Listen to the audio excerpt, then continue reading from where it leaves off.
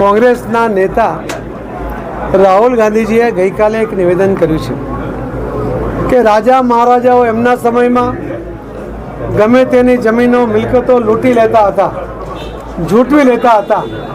કદાચ એમને રાજા મહારાજાઓના ઇતિહાસની પૂરી જાણકારી નથી. એમને ઇતિહાસ વાંચવો જોઈએ.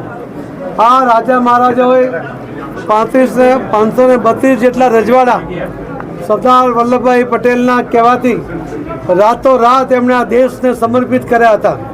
આવા સમર્પણની ભાવનાવાળા આ રાજા મહારાજાઓનું અપમાન કરવું એ એમને શોભતું નથી.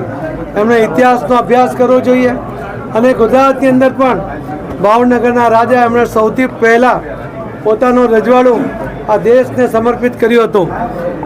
ભાવનગરના રાજા હોય કે વડોદરાના મહારાજા હોય કે અન્ય રજવાડા, એમણે જ્યારે એમના સમયની અંદર પ્રજાહિતના જે કામ કર્યા હતા એને આજે પણ એની સુગંધ લોકોના મનમાં છે. આજે પણ એમના માટે માનની લાગણી એ લોકોના મનમાં છે.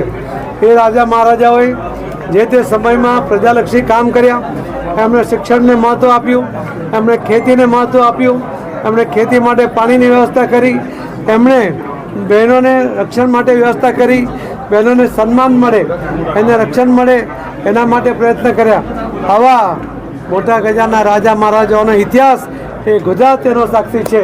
અને એમના માટે આવા શબ્દો બોલવા એ રાહુલ ગાંધીને શોભતું નથી. એમણે આવો બકવાસ નહીં કરવો જોઈએ. ધન્યવાદ.